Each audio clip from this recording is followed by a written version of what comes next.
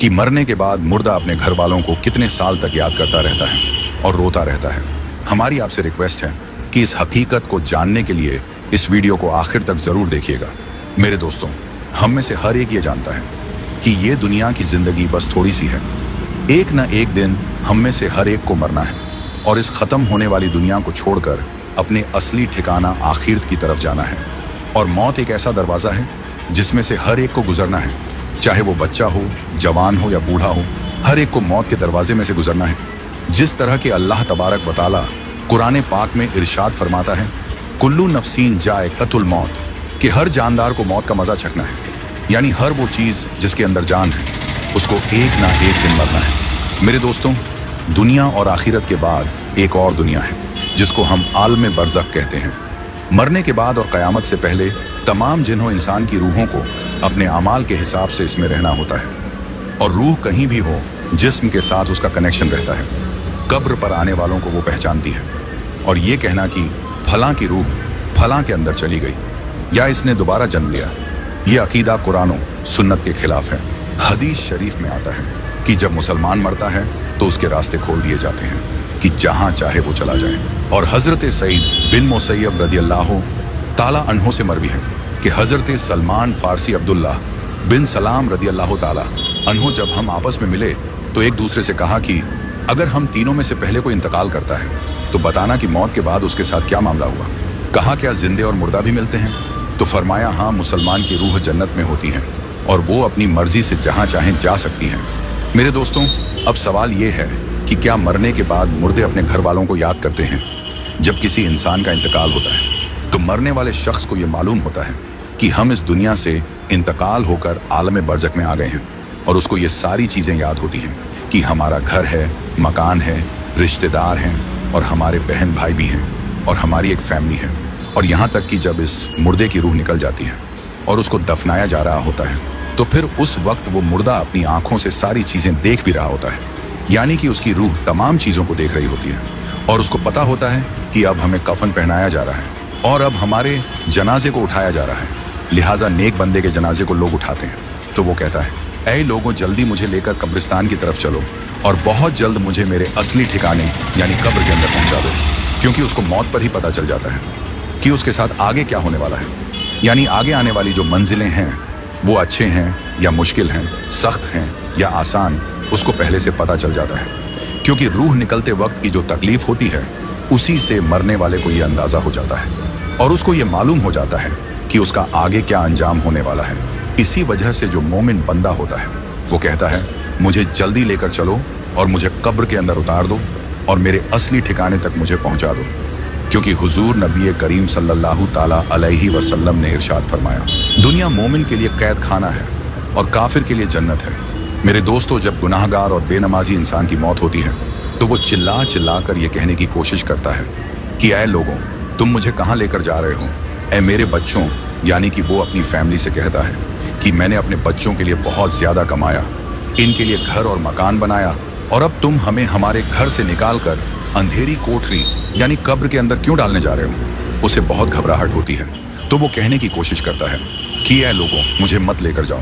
बहरहाल मेरे दोस्तों, उसको जब कब्र के अंदर रख दिया जाता है तो उसको ये पता होता है कि अब हम कब्र के अंदर हैं और हमारी फैमिली और हमारे रिश्तेदार उस पिछली दुनिया में हैं जहाँ पर वो पहले रहता था। इसी वजह से रिवायत में आता है कि जब कोई इंसान अपने किसी मुर्दे की कब्र पर जाता है तो वो मुर्दा उस कब्र पर आने वाले को पहचानता भी है कि ये हमारा फलाना शख्स है। अगर बाप कब्र के अंदर है तो वो पहचान लेता है कि हमारी कब्र पर आया है, ये हमारा बेटा है, हमारा भाई है, हमारा रिश्तेदार है।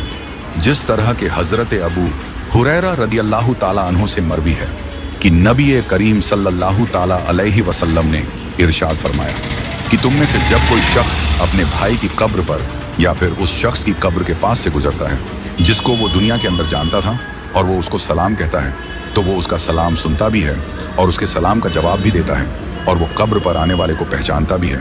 और अगर कब्र पर उसका कोई प्यारा रिश्तेदार जाता है तो कब्र वाले को बहुत ज़्यादा खुशी होती है। लेकिन अगर मुर्दा गुनहगार होता है और अपने गुनाहों की वजह से सजाएं भुगत रहा होता है तो वो कब्र वालों को पहचान कर भी उसकी तरफ कोई ध्यान नहीं देता, क्योंकि कब्र के अंदर उसकी ज़िंदगी बहुत कठिन हो जाती है और वो अजाब से परेशान हो रहा होता है।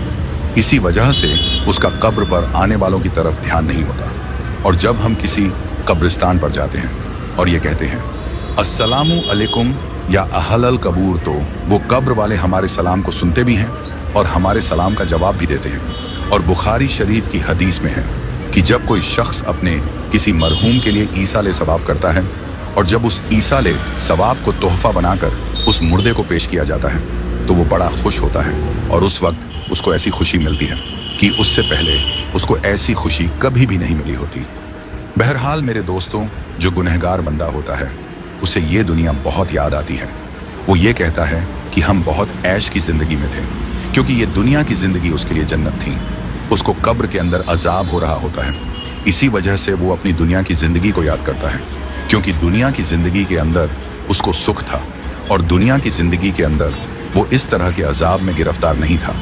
इसी वजह से गुनाहगार शख्स दुनिया की ज़िंदगी को याद करता रहता है और अपने घर वालों को याद करता रहता है। इसी वजह से इस्लाम में मरने वालों के लिए ईसाले सवाब करने को कहा गया है, क्योंकि ईसाले सवाब करने से जो गुनहगार होते हैं उनके गुनाहों की बख्शीश होती है और जो नेकोकार होते हैं उनके दर्जे बुलंद होते हैं। लिहाजा हमें हर हाल में अपने मरने वालों को याद रखना चाहिए और उनके लिए ईसाले सवाब करते रहना चाहिए। और हमें चाहिए कि जब हम तौबा व इस्तगफार करें तो हम सिर्फ अपने लिए ही ना करें, बल्कि अपने तमाम रिश्तेदारों और मोमिनों के लिए भी करें।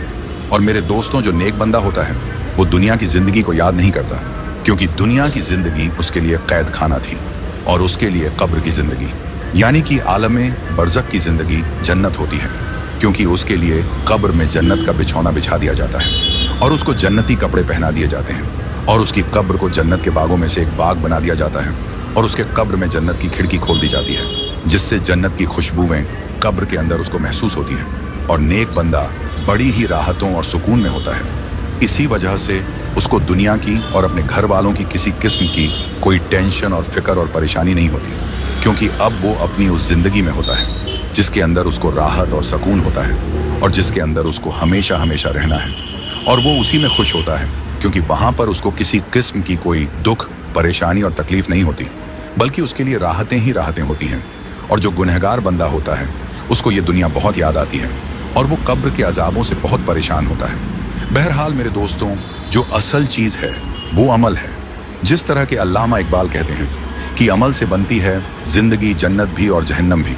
ये खाकी अपनी फितरत में न नूरी है न नारी, अमल पर ये सारी चीज़ें हैं। अगर इंसान के अमाल अच्छे हैं तो मौत से अच्छा कोई मैसेज नहीं, और अगर इंसान के अमाल ख़राब हैं तो मौत से बुरा उसके लिए कोई मैसेज नहीं। इसी वजह से अल्लाह तबारक व तआला कुरान पाक में यूं इरशाद फरमाता है, तर्जुमा तुम अपने रब से गिड़गिड़ाकर और आहिस्ता दोनों तरीकों से दुआ किया करो, बेशक वो हद से बढ़ने वालों को पसंद नहीं करता। और नमाज जनाजा के हवाले से हुजूर नबी करीम सल्लल्लाहु ताला अलैहि वसल्लम का इरशाद है, जो किसी मैयत की नमाज जनाजा 40 मोमिन पढ़े हैं तो अल्लाह तबारक व तआला उस मैयत के लिए उनकी दुआओं को ज़रूर कबूल फरमाता है। दूसरी रिवायत में है कि आप सल्लल्लाहु ताला अलैहि वसल्लम का इरशाद है, जिस मैयत की नमाज जनाजा 100 मुसलमान पढ़े और उसके लिए दुआ करें तो उनकी दुआ अल्लाह ताला कबूल फरमाता है। और इमाम इब्ने कय्यिम रहमतुल्लाह अलैह इरशाद फरमाते हैं कि नमाज जनाजा का मकसद मैयत के लिए दुआ करना है, लिहाजा कब्र के पास खड़े होकर मैयत के लिए मगफिरत की दुआ करनी चाहिए। जिस तरह के हज़रत अब्दुल्लाह बिन उमर रदियल्लाहु ताला अन्हु से रिवायत है कि नबी करीम सल्लल्लाहु ताला अलैहि वसल्लम जब मैयत को कब्र में रखते तो फरमाते बिस्मिल्लाहि व अला सुन्नती रसूलिल्लाहि सल्लल्लाहु ताला अलैहि वसल्लम, यानी कि अल्लाह तबारक व ताला के नाम से और रसूल अकरम सल्लल्लाहु ताला अलैहि वसल्लम के तरीके पर। और हज़रत उस्मान बिन अफ़्फ़ान रदियल्लाहु ताला अन्हु की रिवायत है, वो कहते हैं कि जब रसूलुल्लाह सल्लल्लाहु ताला अलैहि वसल्लम मैयत को दफनाकर फारिग होते तो कब्र पर खड़े होकर फरमाते अपने भाई के लिए मगफिरत की दुआ करो, इसीलिए कि अभी इससे सवाल किए जाएंगे।